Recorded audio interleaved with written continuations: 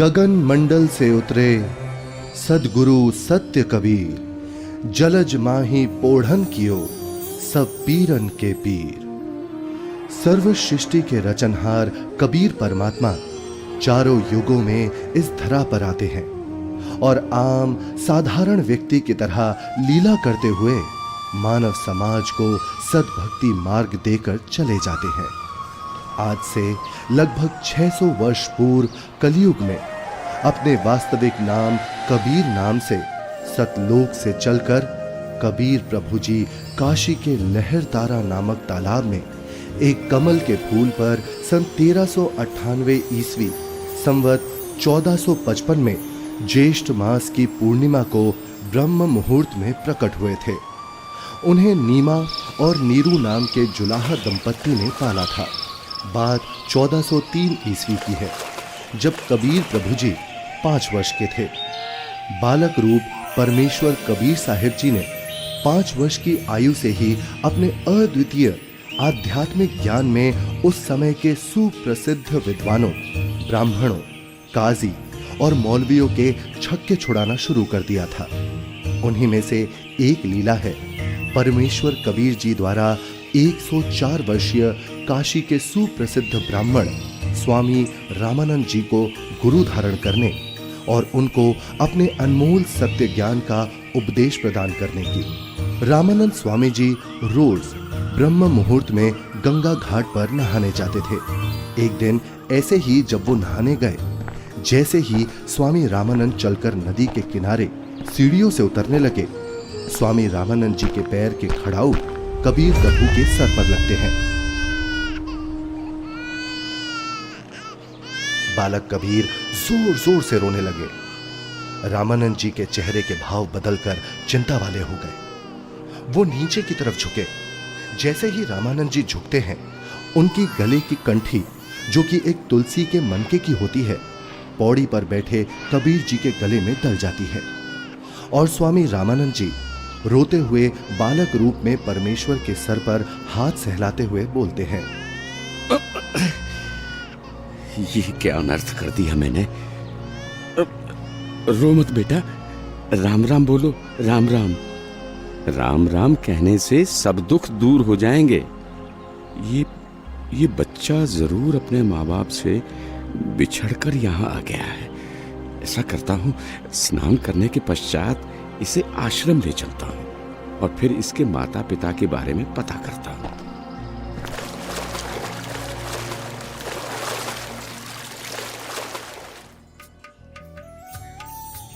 स्वामी रामानंद जी वैष्णव धर्म का प्रचार प्रसार भी खूब किया करते थे, जिसके लिए उन्होंने 1400 ऋषि शिष्य भी प्रचारक रूप में बना रखे थे।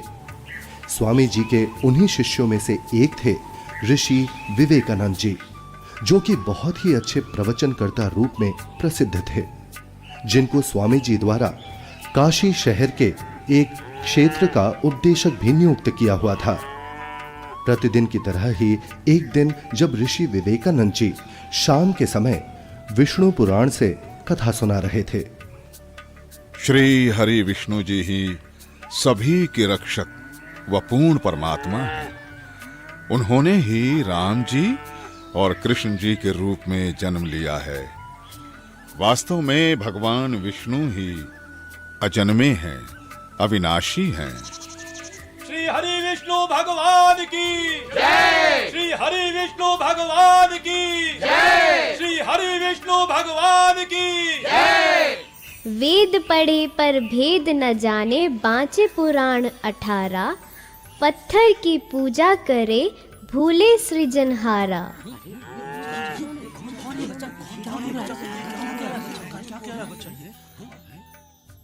हे ऋषिवर, भगवान विष्णु अजन्मे और अविनाशी नहीं है।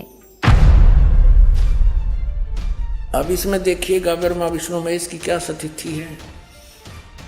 श्रीमद् भगवत गीता, गीता प्रेस गोरखपुर से प्रकाशित है।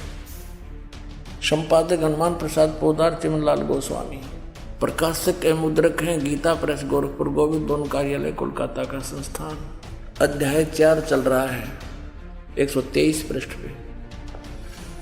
भगवान विष्णु अपनी माता दुर्गा की स्तुति कर रहे हैं, तुम शुद्ध स्वरूपा हो, ये सारा संसार तुम इसे उद्भासित हो रहा है। मैं ब्रह्मा और शंकर हम सभी तुम्हारी कृपा से विद्यमान हैं। हमारा आविर्भाव माने जन्म और तिरोभाव माने मृत्यु हुआ करता है। हमारा तो जन्म और मृत्यु होता है, केवल तुम ही नित्य हो, जगत जननी हो, प्रकृति और सनातनी देवी हो।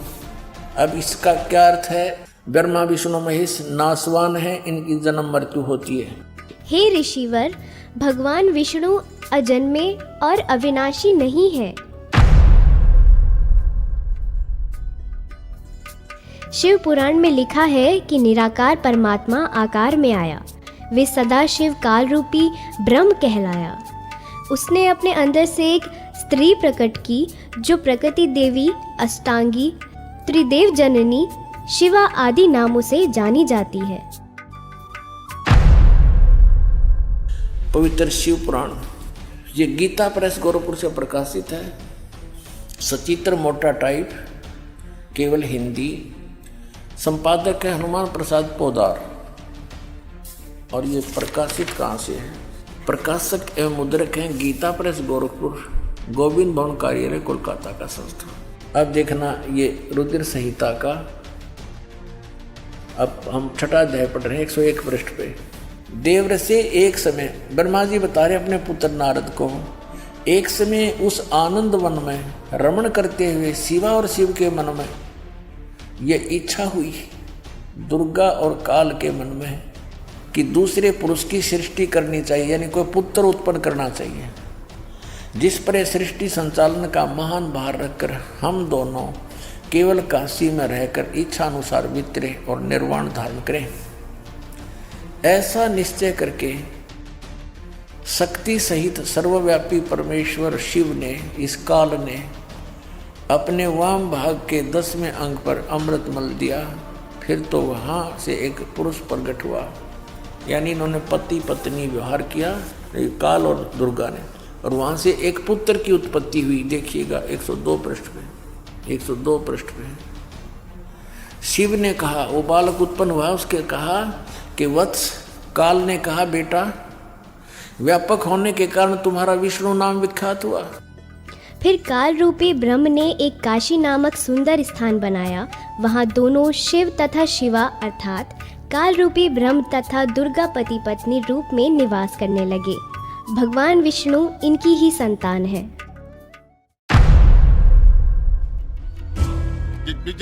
ये सब झूठ बोल रहा है। और ये सब छोड़, तू ये बता तू कौन है, किस जाति का है, गुरु कौन है तेरा? ये तो जुलाहा है, नीमा नीरू का पुत्र है। हे ब्राह्मण, मेरे गुरु भी वही है जो आपके गुरु हैं। अच्छा, तुझे पता भी है मेरे गुरुदेव कौन है? मेरे गुरुदेव स्वामी श्री श्री 1008 स्वामी रामानंद जी महाराज हैं। जी पंडित जी, मेरे गुरुजी भी स्वामी रामानंद जी ही हैं। झूठ, सरासर झूठ। देखो भाइयों, ये जुलाहा सरेआम झूठ बोल रहा है। मेरे गुरुजी तेरे जैसे अछूत के दर्शन भी नहीं करते। शिष्य बनाना तो बहुत दूर की बात है। कल सुबह तुझे गुरुजी के समक्ष पेश करूंगा। दूध का दूध, पानी का पानी हो जाएगा। गुरुदेव तुम्हें स्वयं दंड देंगे। मेरे गुरु का नाम मिट्टी में मिलाता है। तुम भी आना भाइयों, देखना अपनी आंखों से। इस कबीर जुलाहे का झूठ कल सबके सामने आ जाएगा। हाँ, हम सब आएंगे, हम सब आएंगे, हम सब आएंगे।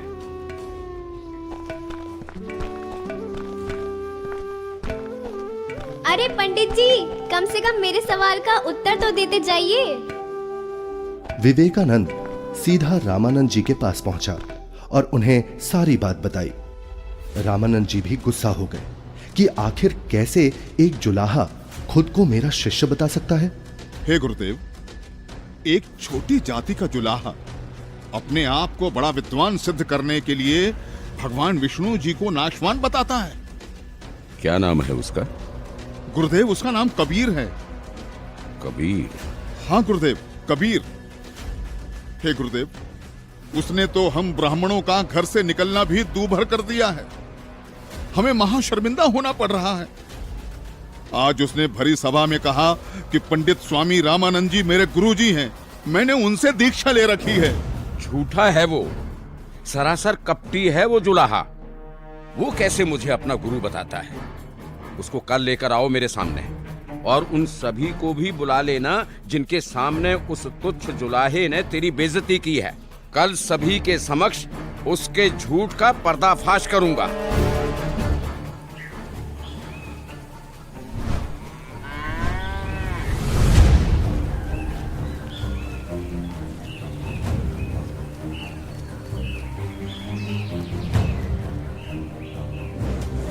नीरू जुलाहे का घर कहाँ है?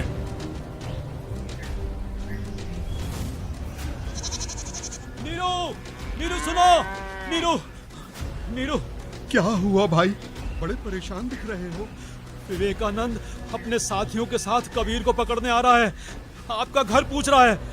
हाँ, लगता है कबीर ने इनको कुछ कहा है। इसे समझाओ, इनसे पंगा ना ले। क्या? कौन आ रहा है? हमें हमारे कबीर के लिए कौन आ रहा है? कौन पकड़ेगा? नीमा और नीरू डर जाते हैं और कबीर को झोपड़ी के पीछे ले जाकर कंबल से उड़ाकर छुपा देते हैं। तभी विवेकानंद वहां पहुंच जाता है। कहाँ है वो दंड वाला कबीर? कल उसने भरी सभा में मेरे गुरुदेव का अपमान किया है। आज सबके सामने गुरुजी उसकी पिटाई करेंगे। हे ब्राह्मण जी, क्या बात है? इतना क्रोधित मत होइए। हमारा कबीर किसी का अपमान कर ही नहीं सकता। न जाने क्यों आप हमारे कबीर के पीछे पड़े हैं। मेरा कबीर यहाँ नहीं है। अच्छा, अभी पता चल जाएगा। तोड़ डालो इसकी झोपड़ी को और ढूंढ कर निकालो उस अधर्मी कबीर को। रुक जाइए, हम हाथ जोड़ते हैं। हमारे कबीर ने कुछ नहीं। घर में घुसकर विवेकानंद और उसके शिष्य तोड़ फोड़ करने लगते हैं तो कबीर प्रभु जी से नहीं रहा जाता। वो सामने आ जाते हैं। मत छोड़ो यहाँ, सब कुछ तोड़ फोड़ दो, सब कुछ। ये विवेकानंद ब्राह्मण, मैं यहाँ हूँ झोपड़ी के पीछे। झोपड़ी के पीछे पकड़ो उसे। पकड़ो।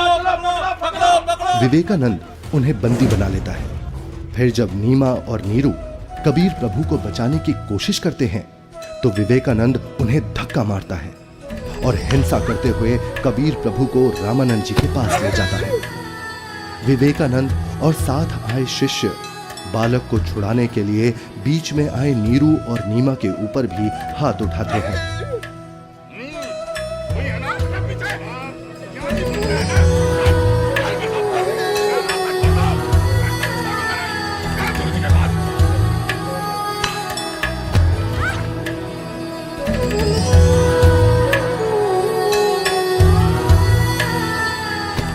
नीरू को भी कुछ गुंडे लाठी डंडों से मार मार कर मृत समान कर देते हैं।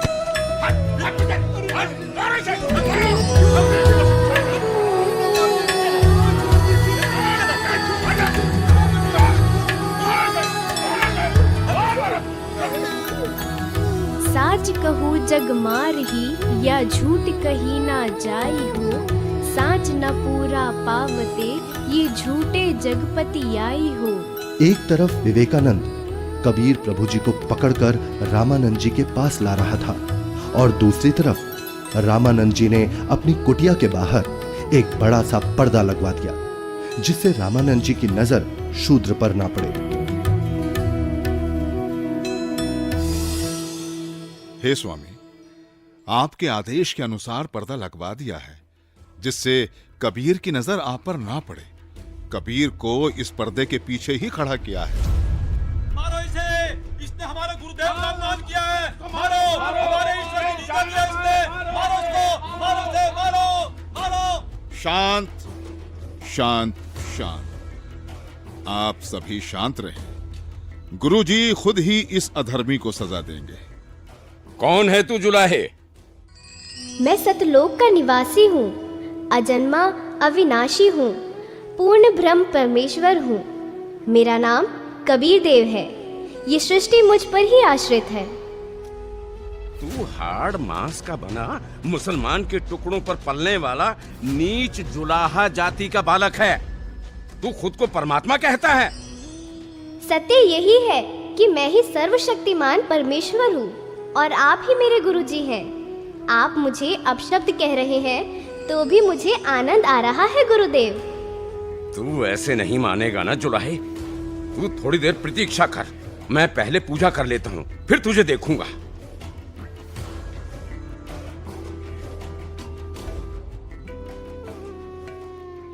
कहीं ये बालक सच में तो भगवान नहीं है, क्योंकि भगवान तो किसी भी रूप में कहीं भी आ सकते हैं। कहीं मुझसे कोई गलती ना हो जाए। अपनी पूजा साधना के बाद सोच समझ के बात करूंगा। 104 वर्ष के रामानंद, जो कि सालों से ध्यान कर रहे थे, वो ध्यान करते हुए ही ध्यान में ही भगवान की काल्पनिक छवि बनाते और उनकी पूजा करते।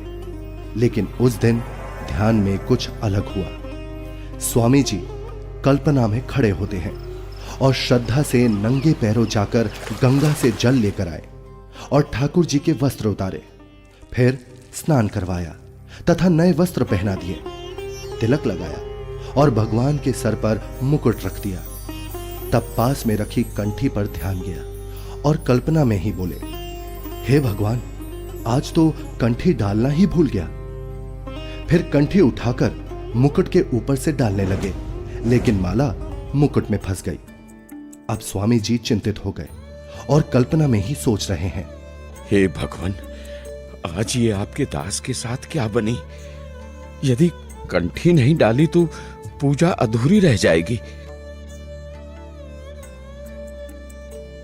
और अब यदि मुकुट उतार दिया तो पूजा खंडित हो जाएगी। आज से पहले ऐसी गलती कभी नहीं बनी थी। हे प्रभु, आज क्या गलती बन गई मुझ पापी से। आज का तो मेरा सारा दिन ही व्यर्थ गया। जब स्वामी जी मन ही मन में व्याकुल हो रहे थे और अपने आप को कोस रहे थे, तब परमेश्वर कबीर साहिब जी पर्दे के पीछे से बोले, हे स्वामी जी, चिंता मत कीजिए, इस माला की गांठ खोल दीजिए और फिर ठाकुर जी के गले में डालकर इस माला को बांध दीजिए, फिर आपको मुकुट उतारना नहीं पड़ेगा। स्वामी रामानंद जी ने जब कबीर साहिब जी की पर्दे के पीछे से आवाज सुनी तो उन्हें एकदम झटका सा लगा। वो एकदम आंखें खोलकर चौंक जाते हैं और मन ही मन विचार करते हैं कि हे भगवान, ये क्या? यहाँ ना तो कोई मूर्ति है और ना कोई माला। मैं तो काल्पनिक पूजा कर रहा था और मेरे मन में चल रही इस काल्पनिक क्रिया को इस बालक ने कैसे जान लिया? ये कोई साधारण बालक नहीं हो सकता। मेरे इस भजन क्रिया को तो केवल भगवान ही जान सकता है। ये तो साक्षात भगवान है। आपने तो मेरे मन की बात बता दी। आप तो स्वयं भगवान आए हो। आप कोई साधारण बालक नहीं हो। हाँ, आप कोई साधारण बालक नहीं हो। फिर स्वामी जी को महसूस हुआ कि बालक कबीर के शरीर में कहीं हड्डियां तो महसूस हो ही नहीं रही। तभी वो बालक कबीर को सीने से हटाकर उनके हाथ पैर यानी शरीर को दबा दबा कर देखने लगे। हे भगवान, आपका शरीर तो बहुत कोमल है, जैसे रुई हो। आपके शरीर की तुलना में मेरा तो पत्थर जैसा शरीर है।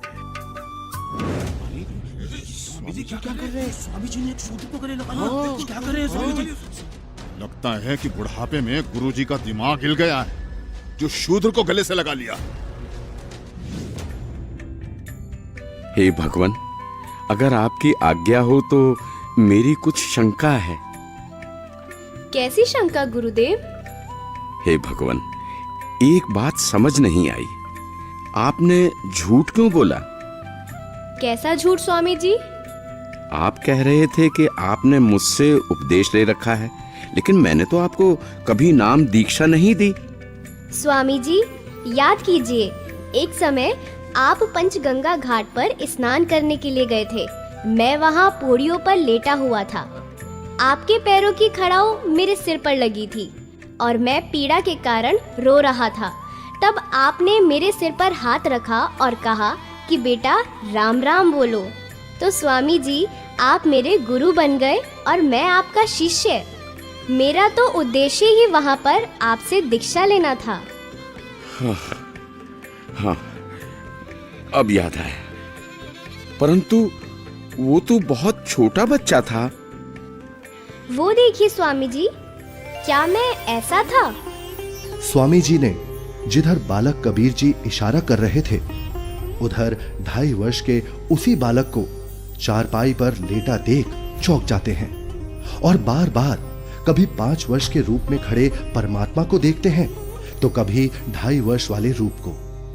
फिर आंखें मल मल कर देखते हैं कि कहीं आंखें धोखा तो नहीं खा रही। इतने में 2.5 वर्ष वाला बालक चारपाई से हवा में उड़ा और 5 वर्षीय बालक के रूप में खड़े कबीर साहिब जी में समा गया और 5 वर्ष वाले बालक के रूप में कबीर साहिब जी वहीं खड़े हैं। मेरा संशय मिट गया। आप ही पूर्ण ब्रह्म हैं, हे परमेश्वर।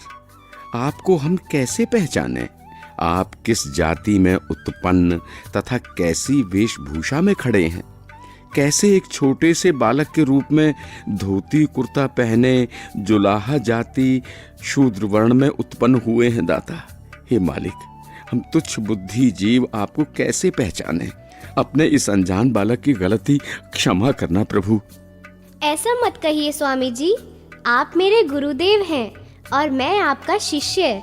नहीं भगवान, मैंने आपको पहचान लिया है। भगवान, आपके बच्चे की कुछ और शंकाएं हैं जिनका निवारण चाहता हूँ, यदि आपकी आज्ञा हो तो। हाँ स्वामी जी, बोलो, आपकी क्या शंकाएं हैं? हे कबीर देव, मैं अपने शिष्यों को राम नाम जाप करने को नहीं देता।